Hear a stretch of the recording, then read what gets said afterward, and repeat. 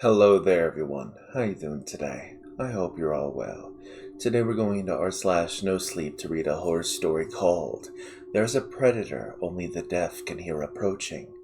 They've Taken Everything From Me. This is written by Unalloyed Saint Trina. If you enjoy, remember to like, subscribe, and leave a comment down below. Now without further ado, let's get started, shall we? Henry and I were born 6 weeks early. Mom says we came looking out like a pair of grapes. Our lips and skin were dyed a dull bluish purple, and she could almost fit both of us in the palm of her hand. It's an outrageously gentle way of describing two premature babies in the process of suffocating, but I guess that's Mom's for you. Put more bluntly, Henry and I were on death's door. We couldn't breathe, not on our own, not with the equipment that God loaned us. Machines were tasked with breathing for us on the neonatal ICU. Tubes as thin as coffee straws pumped microscopic gulps of fresh air down our throats, offloading our immature lungs, giving them space to rest and develop. For a little while, it seemed like the worst was over. It seemed like we both would live. It seemed like we'd both be normal. And then I bled into my brain. The vessels were too young, too fragile. One of them snapped. Blood pooled quickly, crushing whole sections of my brain against the inside of my skull. The surgeons told Mom I had a 50% chance of survival, but I'd almost certainly be damaged goods if I did pull through. When our tempers flare, Henry likes to speculate.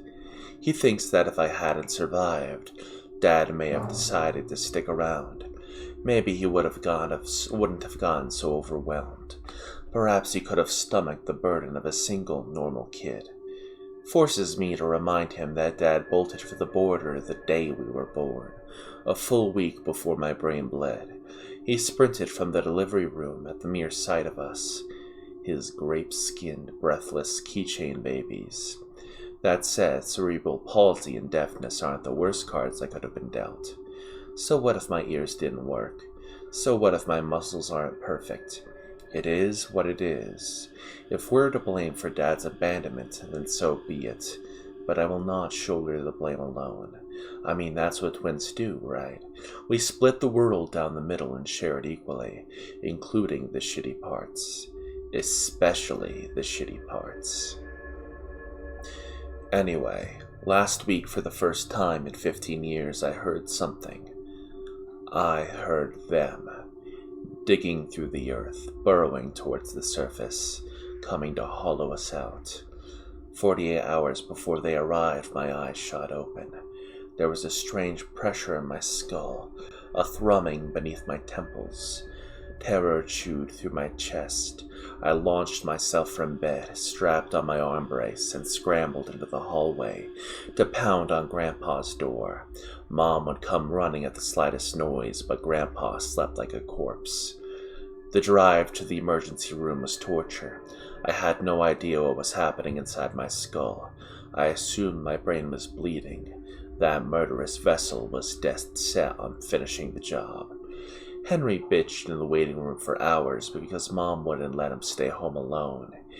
He was convinced the sensation was psychological, kept repeating the phrase, "It's just another Felix freakout." My brother didn't just say it either. He said it and signed it. Could have spared me the heartache by just whispering it when my head was turned, but no, he had to twist the knife. It hurt even more when it started to seem like Henry was right. My physical exam was unremarkable. My blood work was fine. The CT scan didn't show any blood sloshing around my brain. The doctor's best guess? Sinus infection. A fucking sinus infection. Listen, I don't blame that doctor. She was nice, and she tried. The idea that I could be hearing again would have been an outlandish hypothesis. It wasn't like I was much help either. I had no experience with noise. I understood it conceptually. I knew the words screech, thud, buzz, boom, thump. But that's all they were to me. Words. Names of famous celebrities whose faces I have never seen. Touch felt like a cousin to sound. so I pictured hearing was like having a set of big invisible fingertips. Maybe a shrill noise feels like touching a hot stove. Maybe a soft noise is like running my fingers over a clean silk pillowcase. And what did this noise feel like, this thrumming hollow below my temples? Well, I was rummaging through the attic last year, digging through winter clothes, hunting for a lost sweater, when I finally found it and held it up. Something shifted near the collar. A massive, black cockroach leapt out from inside the sweater. It landed on my cheek and skittered down the side of my neck before falling to the floor and disappearing into the shadows. Chaotic, impulsive, unpredictable, restless, and willing to eat anything, exactly like a cockroach. That is what it felt like. 10 hours before they arrived, Henry shoved a forkful of roast beef into his mouth before he started complaining to Mom. Talking and chewing at the same time made it difficult for me to read his lips. It was all too sloppy. Henry loved pretending like he'd forgotten that fact. I didn't catch everything he said. Why, blank, blank, blank. Coddling him, you, blank, blank, blank, blank. Care for him forever, blank, blank. Not my job, blank, blank, blank. Protect him. If you're going to talk about him in front of him, you damn better well have the respect to let him know what you're saying, Henry. My mom signed. Her hands moved forcefully as if an evaluator was hiding somewhere in the room, covertly grading her clarity and technique. One of her chipped jail nails flew across the room as she signed the word respect. Shame writhed like a serpent stuck in my gut. I looked to Grandpa. He was scooping his fork over the table, trying to wrestle some meat, missing the plate again and again.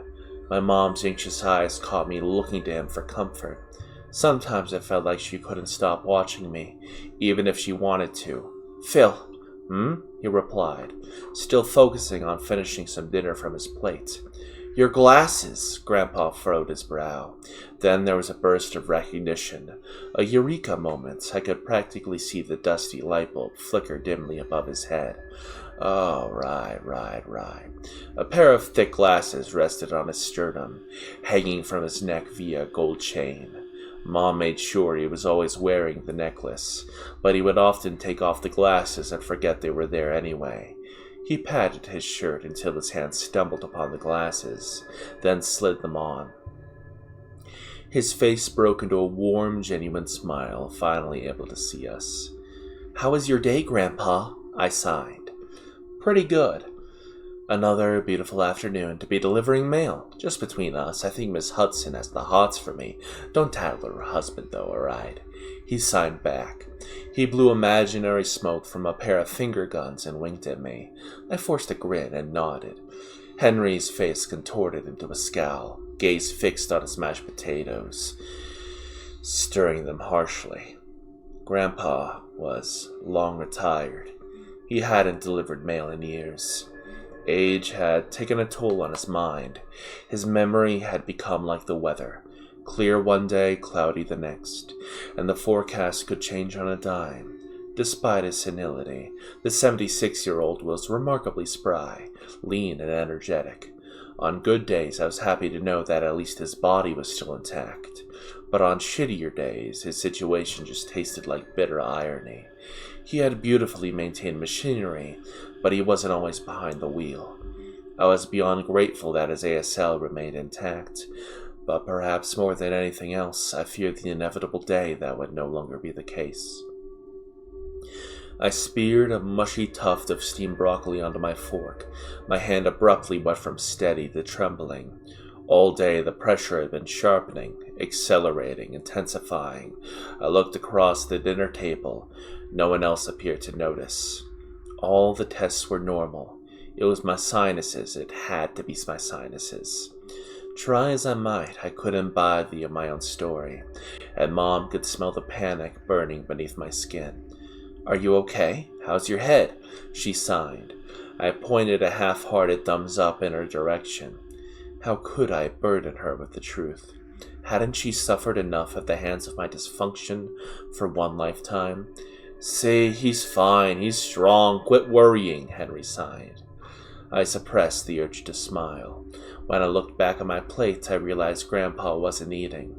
He was staring absent-mindedly at the food, head turned towards me. His glasses had slipped into his baggy t-shirt, tenting the fabric at his chest. He was muttering to himself. I couldn't make out most of the words, and what I did catch made no sense.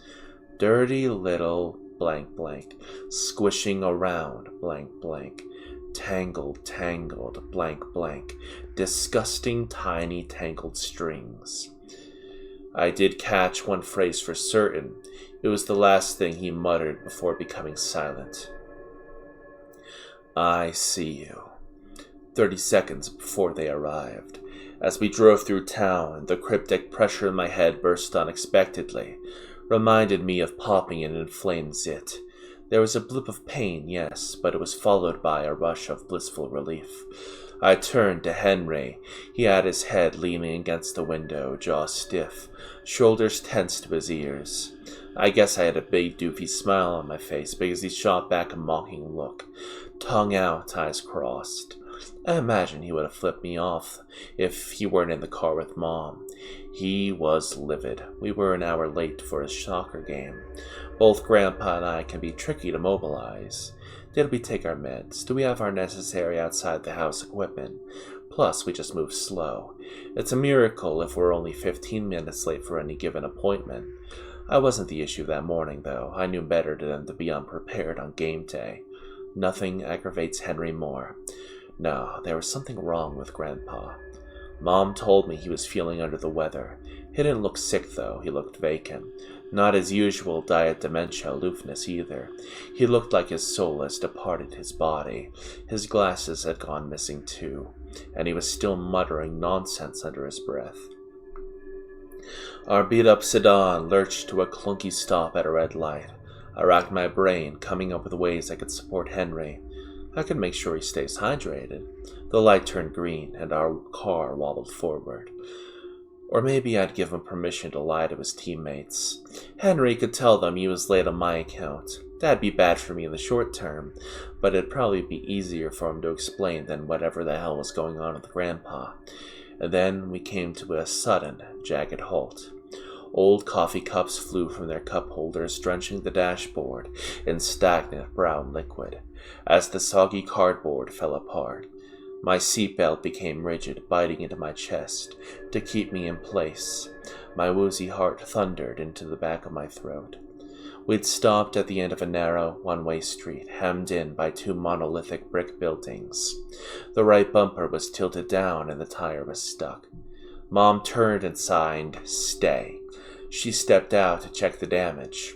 My body trembled, nearly convulsing from the surprise of it all. Henry grabbed my hand. He dragged his thumb across the underside of my wrist, slow and steady. I felt myself becoming grounded. Outside, Mom was staring at the hood, scratching at the back of her head. She peered through the window and gestured. "Pothole or sinkhole? Can't tell, it's very deep. Stay in the car, I'm calling the police." My breathing became ragged, and a deluge of adrenaline flooded in my veins. The pressure hadn't left me. Suddenly, it was coming back.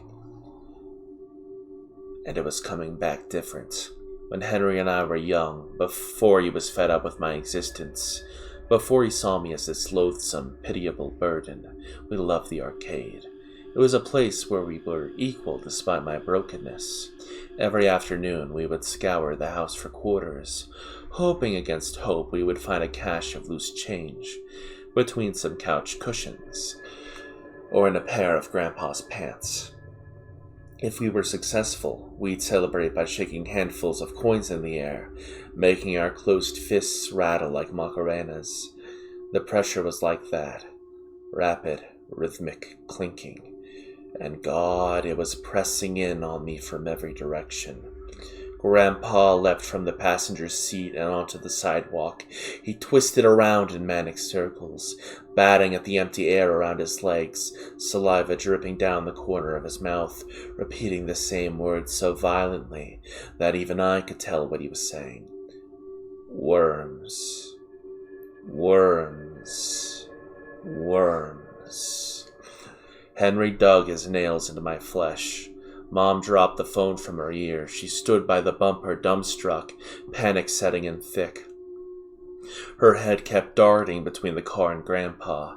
I didn't understand. I pointed wildly towards Grandpa, desperate to focus her attention in this frenzy. He was getting closer and closer to the end of the one-way. He was going to spill out onto the busy road, and then who knows? The man who was practically blind without his glasses. Why, God, why wasn't she running to save him? Henry yanked my arm, trying to pull me towards him. I spun to look at him. His face was drained of color, paler than fog. His eyes were bulging from their sockets. Never in my life had I seen my brother more petrified, and he wasn't looking out the front of the car. He was staring at something right outside my window.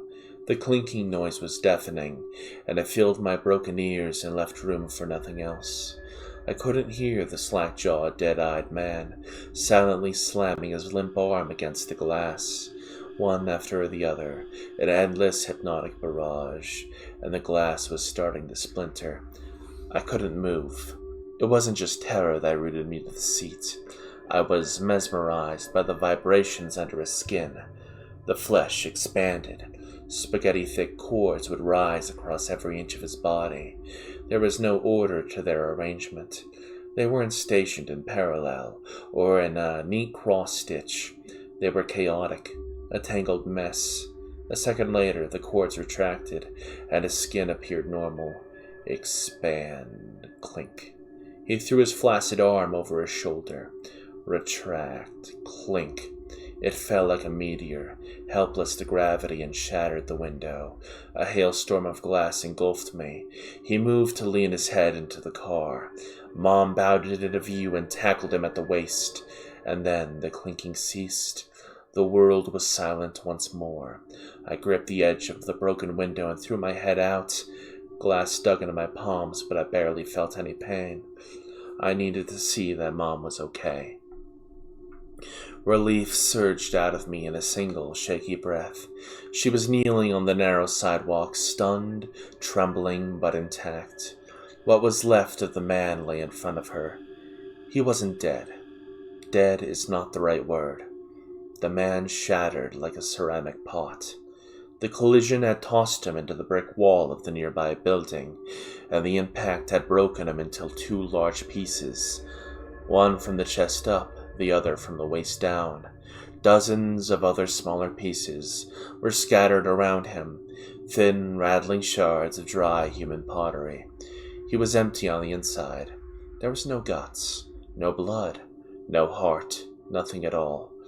The worms had hollowed him out. Mom turned, looked me in the eyes, and shot me a weak, world-weary smile. Somehow she knew. If she stayed still, she could buy us time. She could make damn sure we got away. Her hands reached up to sign. The man's shattered body ceased. The clinking resumed with a hellish ferocity. I couldn't see them, but I could hear them. I could track their movements, getting closer and closer and closer to my mom. Henry was behind me, reaching over my shoulder and stretching his hand out to pull her in to keep her safe. I pushed him back. The clinking was upon her. She screamed, I think. Her mouth grew wide, her jaw became slack. They were infiltrating her, hollowing her body until there was nothing left. Enough of her lingered to say 6 final words. Take care of your brother, Felix. Her fingers contorted into a bevy of unnatural human shapes. Her body went limp. And then she began to pulse. Expand.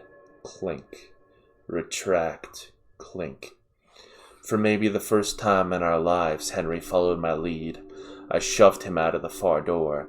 He put his arm around me and we left. I don't know for sure that Grandpa's dead, but I hope he is.